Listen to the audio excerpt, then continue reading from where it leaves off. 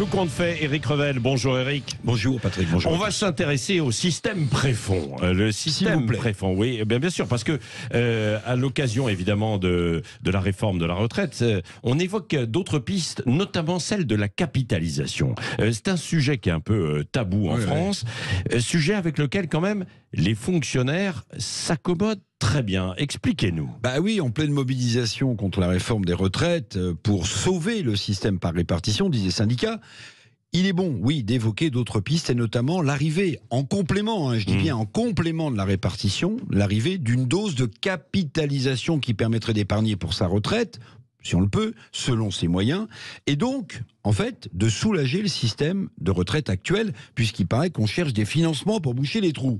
Alors j'ai lâché, oui, le mot capitalisation, Patrick, et là, beaucoup haussent les épaules, froncent les sourcils, quoi.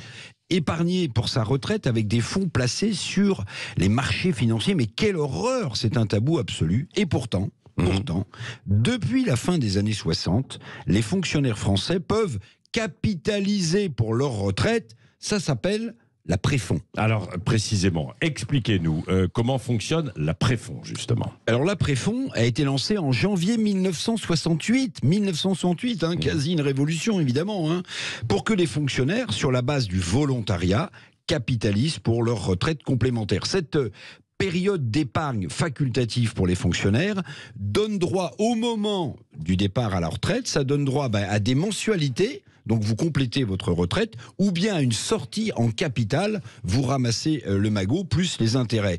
Alors pourquoi ce qui est possible de manière institutionnelle pour les fonctionnaires ne le serait pas pour les autres salariés du privé? Pourquoi ?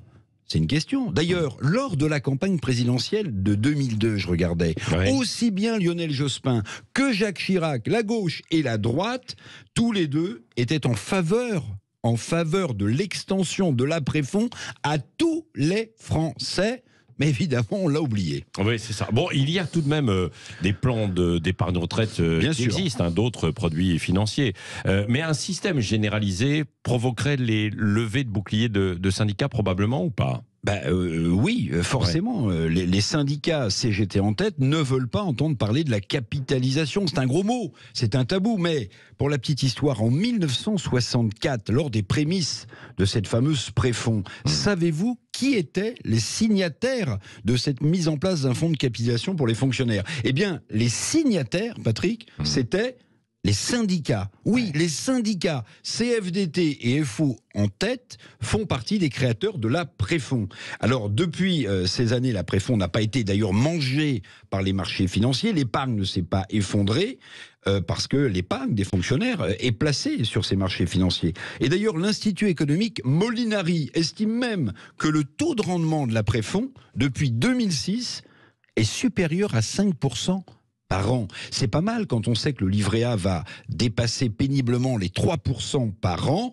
Bon, grâce ou à cause de l'inflation, évidemment, qui grignote notre pouvoir d'achat. 5% de rendement pour la préfond, 3% pour le livret A, cherchez l'erreur. Vous voyez bien qu'il existe d'autres réformes possibles pour soulager l'actuel système des retraites. N'est-ce pas, mesdames et messieurs les fonctionnaires?